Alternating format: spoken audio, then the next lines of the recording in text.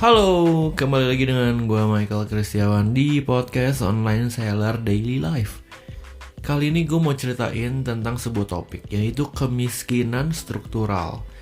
Gue itu kemarin sempat pergi ke Solo trip 5 hari. Nah, di perjalanan pulang memang gue sengaja untuk mendengarkan podcast tentang kemiskinan struktural karena hal ini cukup membuat gue berpikir selama beberapa bulan ini.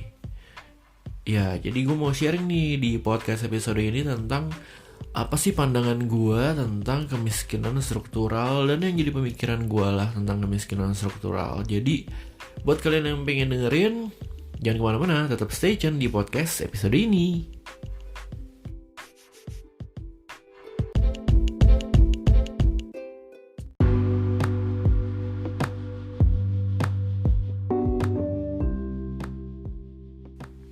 Jadi pernahkah kalian bertanya-tanya tentang kesenjangan sosial yang terjadi di dunia ini, atau di Jakarta, atau di RT RW lu, atau di keluarga lu? Jadi itu yang cukup mengusik gue sih. Dulu itu gue sempat bikin jasa foto produk ya sama temen gue namanya Mario. Itu kalau nggak salah tahun 2017, 18, sekitar tahun segitulah. Di saat itu si Mario masih kerja kantoran. Dia pulang kerja bantuin gue foto-foto sampai malam. Terus dia pulang ke rumahnya. Terus kita sempat pergi bareng, mau naik mobil dia tapi nggak muat karena mobilnya kecil, jadi naik mobil gue. Sampai satu titik gue ngerasa kalau ini share-nya dibagi rata nggak adil, karena emang gue keluar lebih banyak. Terus gue bilang ke dia, ya udah lu aja yang lanjutin, gue nggak ikutan lagi. Tapi dia bilang nggak bisa karena startnya udah beda. Jadi dia bilang kalau dia mau disuruh ngulang lagi, kalau dia disuruh lanjutin nggak bisa, nggak bakal masuk karena dia nggak punya lighting, dia nggak punya kamera, dia nggak punya skill foto, nggak punya tempat buat studio foto. Ya memang startnya aja udah beda. Dari situ gue mikir, emang nggak segampang itu ya bikin bisnis di Jakarta. Bayangin lu cuman pendatang gitu dari luar kota, cuman ada satu kamar kos yang lo harus bayar sebulan berapa. Terus lo suruh bikin bisnis, lo butuh gudang, lo mesti nyewa lagi. Atau lo bikin bisnis F&B juga lo mesti nyewa lagi. Ya gak segampang itu sih bikin bisnis di Jakarta emang. Jadi balik lagi untuk soal kemiskinan struktural, gue juga melihat waktu di Sumba. Nah, di sini waktu itu teman gue share nih tentang tes minat bakat. Dia share di lapangan besar gitu, isinya anak-anak SMP. Ditanya, siapa yang pernah keluar negeri? Nggak ada satupun yang pernah keluar negeri di situ. Siapa yang pernah keluar kota dari Pulau Sumba ini? Ada, tapi benar-benar dikit banget. Jadi bisa kelihatan kan, kalau mereka pendidikannya seperti itu, ya status ekonominya di situ. Itu yang gue rasa ya. Jadi ada something wrong di dunia ini yang membuat bukan salah lu lahir di keluarga seperti itu, bukan. Tapi emang ada sistemnya yang membuat orang-orang itu akan tetap di situ dan susah banget untuk naik. Ini menurut gue ya. Dari misalnya lu lahir di keluarga yang kurang gitu, di struktur itu ya. Jadi udah gitu otomatis gizinya kurang baik gitu. Atau ada orang ya Ini gue ngeliat sendiri nih.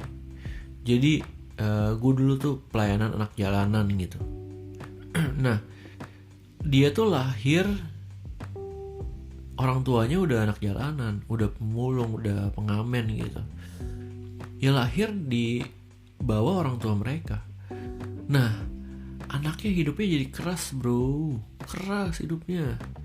Jadi ada suatu saat tuh gue kan pelayanan, gue ngeliat mereka tuh berantem pukul-pukulan nggak pakai malu. Nggak ada etikanya. Sama kayak yang di Sumba juga gitu. Anak-anak berantem pukul-pukulan, jambak-jambakan, tapi kayak kasar gitu loh. Ada yang kayak gitu, ada. Karena memang mereka didikannya seperti itu. Ya itu memang ada struktur yang membuat dia hidup, lahir, hidup, dewasa, meninggal, ya di situ aja udah. Ya nggak tahu kalau dia reinkarnasi jadi anak tajir. Nggak tahu ya. Dan ada satu lagi orang yang udah lahir di rumah sakit ibu dan anak, puluhan juta, pulang naik mobil ber-AC, tidur di kamar ber-AC, dari lahir udah kenal AC, punya peliharaan, bisa SD bagus, SMA bagus, teman-temannya juga bagus kan kalau SD, SMP, SMA gitu, kuliah bener gitu, dan kerja juga bener, lingkungan kerjanya baik, ya mereka akan tumbuh dengan sangat baik gitu. Nah ini kita ngomongin tentang struktur yang tengah ceritanya, kuliah baik, kerja baik, dan dia nggak punya kesempatan untuk jadi bos. Bukan.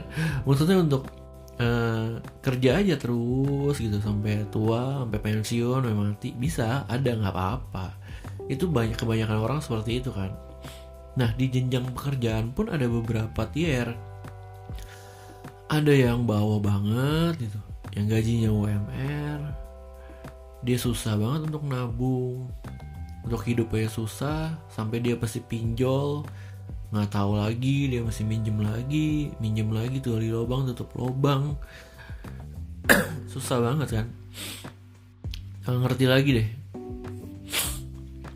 lagi emang.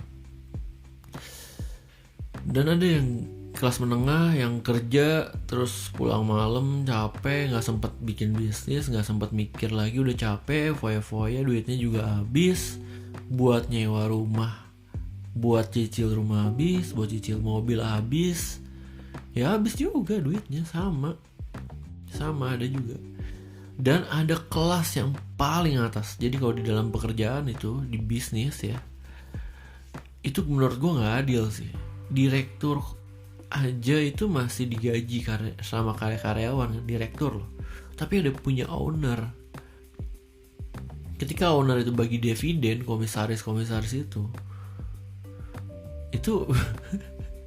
kalau dibagi rata nggak adil sih menurut gue ya. Bisnis owner tuh nggak adil kalau menurut gue. Dia nggak bagi rata ke karyawannya. Tapi jadi businessman itu juga nggak gampang. Ada peraturan-peraturan yang membuat, ini berdasarkan pengalaman gue nih, membuat orang nggak segampang itu buka bisnis dan menjadi kaya, menjadi keluar dari zona kemiskinan mereka. Ya udah, lu caranya gampang nih, lu cari di Google cara mendirikan PT. Gampang nggak? Gampang cara mendirikan PT. Banyak yang bisa bikin. Habis itu lu cari lagi cara menjalankan PT. Gak ada yang ngajarin. Gak ada. Beneran deh. Gak ada yang tahu caranya. Lu mesti learning by doing. Kayak lu mesti ada laporan apa, lu mesti RUPS apa, kayak gitu-gitu kan. Jarang yang ada, yang tahu. Jarang. Nah makanya orang-orang itu susah berkembang. Karena lu mau besar itu udah nggak bisa terpatok sama perorangan. Seorang diri aja udah, ya berkembang lu mentok segitu. Lu mau kaya banget jarang. Bill Gates gitu ya, dia itu udah dari lahir udah punya komputer. Jadi ya curang dong. Dia sekolah di sekolah yang udah ada komputer. Jadi udah bisa dia belajar komputer, kenal komputer udah dari kecil. Makanya menurut gue gak adil sih dunia itu ya. Gue dari lahir ya udah ada komputer, udah belajar komputer. Dari SD juga udah kenal komputer. Gue belajar tuh animasi, desain, kenal kamera. Udah punya kamera, udah motret. Gue pakai kamera film dari zaman SD apa TK. Gue udah dikasih kamera, lo bayangin. Makanya kenapa gue bisa motret sekarang. Ya itu salah satu bentuk kemiskinan struktural ya. Ya struktur hidup gue menurut gue lumayan berkecukupan. Jadinya ya lo mau belajar musik, ada. Gue dari kecil udah diajarin main piano, main keyboard, udah main gitar, beliin gitar, gue punya drum. Ya secara gak langsung kan fasilitas itu membuat gue lebih bisa explore something yang baru ya. Gue punya skill yang baru, beda sama orang-orang yang gak bisa nyentuh hal-hal seperti itu. Makanya gue suka mission trip ke Sumba. Itu tujuannya untuk mengenalkan mereka akan sesuatu yang baru gitu. Jadi mereka bisa lebih lebih aware lah, lebih tahu gitu, lebih ngerti tentang hal-hal yang baru, teknologi, bisnis misalnya. Gue bahkan pengen bikin roaster kopi di sana. Ya itu yang menurut gue cukup oke ya. Terus apalagi nih tentang kemiskinan struktural? Tadi udah kesehatan, keadaan ekonomi, dia terkungkung di sana, dan pola pikir yang paling penting. Orang-orang seperti itu dia malah meratapi nasibnya. Jadi ketika ditanya, lu mau berjuang gak? Berkembang? Gak mau mereka. Diem aja mereka. Aduh gue udah kayak gini, udah enak, udah bisa hidup. Udah, ya udah gitu doang. Udah, sampai mati ya gitu-gitu aja. Ya itu sih yang menurut gue sayangkan. Sedangkan gue sampai sekarang masih mau belajar, masih kuliah, S2, masih cari ilmu, dengerin podcast. Mereka sibuk ngerokok lah, judi lah, pinjol, foya-foya, baca buku juga enggak. Nah itu tuh, Ana ada pola pikir yang udah membuat mereka terkungkung di dalam kehidupan mereka. Itu yang pengen gue sharing tentang kemiskinan struktural. Jadi buat kalian yang denger ini dan mau lepas dari kemiskinan struktural, saran gue sih, ya lu memiliki keinginan untuk berubah dulu. Pasti ada jalan, menurut gue nih. Sebego-begonya lu pasti ada jalan. Banyak banget tutorial free di internet, banyak banget yang bisa lu kerjain supaya lu bisa lepas dari kemiskinan struktural yang membelenggu hidup lu. Pasti ada jalan ya. Oke, thank you sudah mendengarkan podcast Online Seller Daily Life. Sampai jumpa di podcast episode berikutnya. Bye bye, have a nice day guys.